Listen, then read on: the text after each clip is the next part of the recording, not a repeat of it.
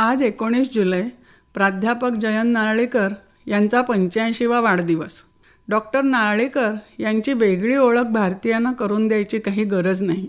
आंतरराष्ट्रीय कीर्तीचे भारतीय खगोलशास्त्रज्ञ म्हणून डॉक्टर नारळीकर केवळ आपल्या भारत देशातच नव्हे तर जगभरात प्रसिद्ध आहेत. कृष्णविवर म्हणजे ब्लॅक होलविषयी त्यांनी केलेलं संशोधन सर्वांनाच माहिती आहे. कोल्हापूरमध्ये 19 जुलै 1938 रोजी जयंत नारळीकर यांचा जन्म झाला. त्यांचं बालपण गंगेच्या काठी बनारसमध्ये गेलं. त्यांचे वडील रँगलर विष्णुपंत नारळीकर गणिताचे नामवंत प्राध्यापक होते, तर आई सुमतीबाई एम.ए. होत्या. त्या दोघांच्याही बुद्धिमत्तेचा वारसा डॉक्टर नारळीकरांना लाभला होता. त्यांना लहानपणापासूनच गणितातली कोडी सोडवायची आवड होती. त्याखेरीज बॅडमिंटन, टेबल टेनिस अशा खेळांचीही त्यांना खूप आवड होती. 1957 साली बनारस विद्यापीठाची BSc ही पदवी मिळवल्यानंतर पुढील शिक्षणासाठी ते केम्ब्रिजला गेले. विद्यार्थी दशेत असतानाही त्यांना अनेक पुरस्कार प्राप्त झाले, तसंच शिष्यवृत्तीसुद्धा. 1972 साली ते भारतात जेव्हा परत आले आणि Tata institute of fundamental research म्हणजेच TIFR ह्या संस्थेत प्राध्यापक म्हणून रुजू झाले. त्यानंतर विज्ञान क्षेत्रात विशेषतः खगोलशास्त्रातला त्यांच्या कामगिरीचा आलेख वाढतच गेला. प्राध्यापक यशपाल यांच्या विनंतीवरून पुणे विद्यापीठाच्या आवारात inter university centre for astronomy and astrophysics म्हणजेच IUCAA या संस्थेची स्थापना केली. या संस्थेच्या उभारणीच्या कामात त्यांचा फार मोठा वाटा आहे. अगदी बांधकामाचं साहित्य उचलण्यासही त्यांनी प्रसंगी मागे पुढे बघितलेलं नाही. या संस्थेला आंतरराष्ट्रीय दर्जा त्यांच्यामुळेच प्राप्त झाला असं म्हटल्यास वावगं ठरणार नाही. 1965 साली म्हणजे वयाच्या 27व्या वर्षी पद्मभूषण पुरस्कार मिळवणारे डॉक्टर नारळीकर हे पहिले भारतीय आहेत. त्यानंतर 2004 साली त्यांना पद्मविभूषण पुरस्काराने सन्मानित करण्यात आलं. फाय फाउंडेशन, कलिंग पुरस्कार, शांतीस्वरूप भटनागर पारितोषिक हे असे अनेक पुरस्कार डॉक्टर नारळीकरांना प्राप्त झालेले आहेत.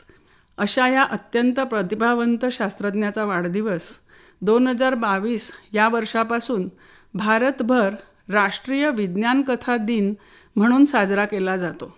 यावर्षीही संपूर्ण भारत देशात तो साजरा होत आहे.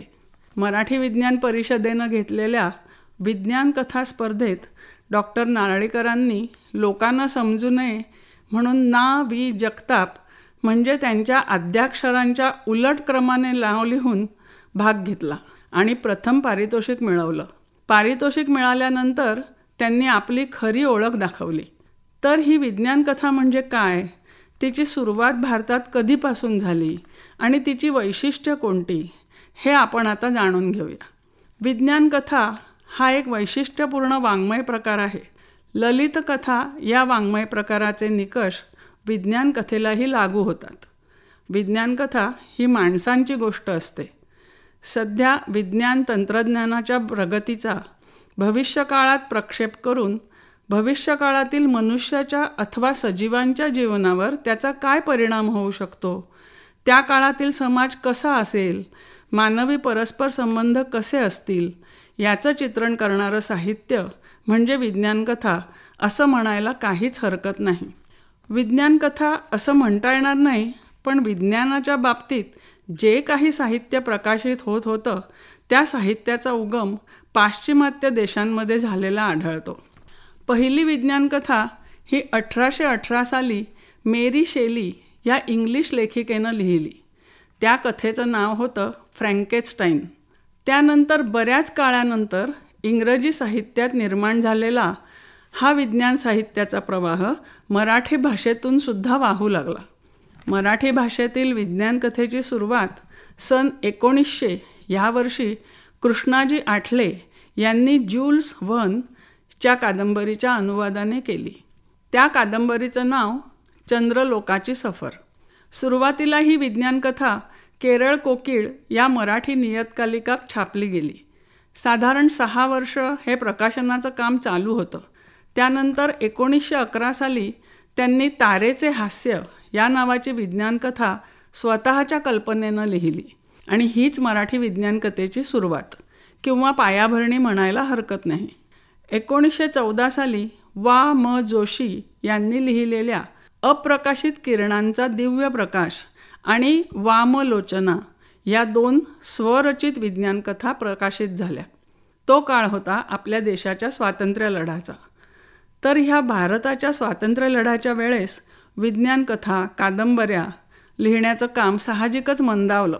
पण 1950 नंतर मात्र म्हणजे स्वातंत्र्य मिळाल्यानंतर अनुवादित विज्ञानकथा आणि कादंबऱ्यांचं लेखन परत सुरू झालं. भा रा भागवत यांनी ज्युल्स व्हर्न आणि H.G. वेल्स यांच्या around the world in 80 days आणि 20,000 league under the sea, invisible man या कथा आपल्या इथल्या वातावरणाशी मिळतील जुळतील अशा रीतीने लिहिल्या. त्या काळात या कथा लहान मुलांच्या बालमित्रसारख्या मासिकात छापून येत होत्या. त्यामुळे त्यांना जरी लोकप्रियता मिळाली तरी त्या विज्ञानकथांवर बालसाहित्य किंवा साहसकथा असा शिक्का अजाणतेपणी मारला गेला. त्यामुळं अफाट लोकप्रियता लाभूनही त्या विज्ञानकथा म्हणून यशस्वी होऊ शकल्या नाहीत. त्यामुळे त्यांचा परिणाम यशवंत रांजणकर, नारायण धारप, द पा खांबेटे यांच्या अनुवादित किंवा रूपांतरित लेखनावर झाला. पण दी बा मोकाशी यांच्या विज्ञानकथा मात्र स्वरचित होत्या. आपल्या देशात स्वातंत्र्योत्तर काळात विज्ञान तंत्रज्ञानाला जसं जसं महत्त्व यायला लागलं तसा त्याचा प्रसारही वेगानं होऊ लागला. विज्ञानाला आपल्या दैनंदिन जीवनातलं एक महत्त्वाचं स्थान प्राप्त झालं. प्रत्येक घटनेचा किंवा वस्तूचा विज्ञानाच्या दृष्टिकोनातून विचार करण्याची सवय हळूहळू बऱ्याच जणांना लागली आणि ह्याच काळात वैज्ञानिक तत्त्व जनसामान्यांना समजावीत म्हणून विज्ञान कथांच्या लेखनाला चालना मिळाली आणि त्यानंतर आधुनिक विज्ञान कथांचा उदयकाल 1975 पासून झाला असं मानलं जातं. डॉक्टर जयंत नारळीकर यांच्या कृष्णविवर ह्या कथेपासून विज्ञान कथा या विषयाकडे विज्ञान साहित्य म्हणून गंभीरपणे बघितलं जाऊ लागलं. निरंजन घाटे, लक्ष्मण लोंढे, बाळ फोंडके, सुबोध जावडेकर हे काही विज्ञान लेखक त्या काळी आपले विज्ञान कथा लेखन करतच होते आणि त्याकरता त्यांना पारितोषिकही मिळाली होती. भा रा भागवतांचा उडती छबकडी हा मराठी भाषेतला सगळ्यात पहिला विज्ञान कथा संग्रह 1966 साली हा संग्रह प्रकाशित झाला. नंतर द पा खांबेटे यांचा माझं नाव रमाकांत वालावलकर हा विज्ञान कथा संग्रह प्रकाशात आला. एखाद्या गोष्टीला समाजमान्यता मिळण्यासाठी काही खास मेहनत घ्यावी लागते. ती हे सर्व विज्ञान कथक आपल्या परीनं घेतच होते.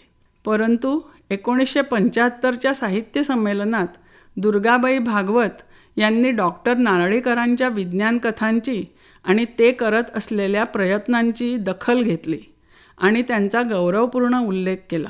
तेव्हापासून या साहित्य प्रकाराला समीक्षकांनी गंभीरपणे घेतलं आणि मग तिची जी प्रगती होत राहिली ती अजूनही चालूच आहे. साधारण याच सुमारास ललित कथांच्या निकषांबरोबर जवळीक साधून विज्ञान कथा लेखनाची सुरुवात डॉक्टर बाळ फोंडके यांनी केली.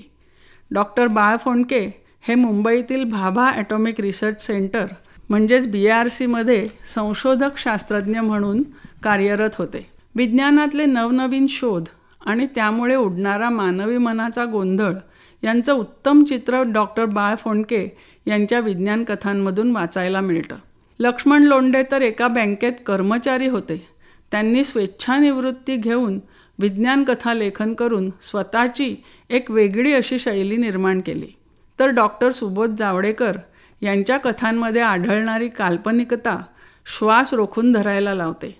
आपले गोमंतकीय विज्ञान कथा लेखक डॉक्टर अरुण हेबळेकर यांनीही पुरेसं विज्ञान लेखन आणि विज्ञान कथा लेखन केलं आहे.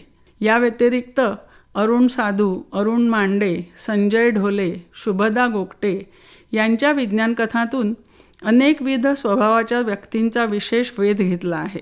तर लेखनात तंत्रज्ञानाच्या झपाट्यात माणूसपणाच्या खुणा शोधण्याचा प्रयत्न डॉक्टर माधुरी शानबाग यांनी केला आहे.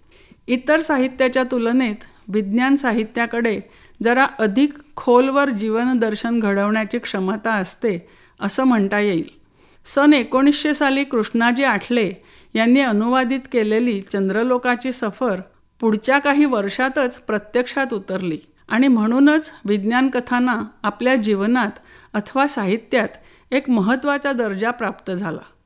मगाशी उल्लेख केलेल्या अनेक विज्ञान कथा लेखकांच्या मार्गदर्शनाखाली मराठी विज्ञान परिषदेतर्फे विज्ञान लेखक आणि विज्ञान कथा लेखकांसाठी मार्गदर्शनपर शिबिरं आयोजित केली जातात.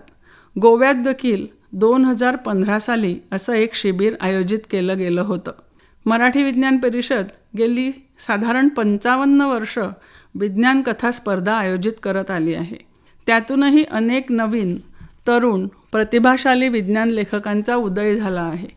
डॉक्टर नारळीकरांच्या प्रयत्नांमुळे कृष्णविवर किंवा खगोलशास्त्र अशा कठीण विषयांचा गुंता सामान्यांसाठी सोडवला गेला.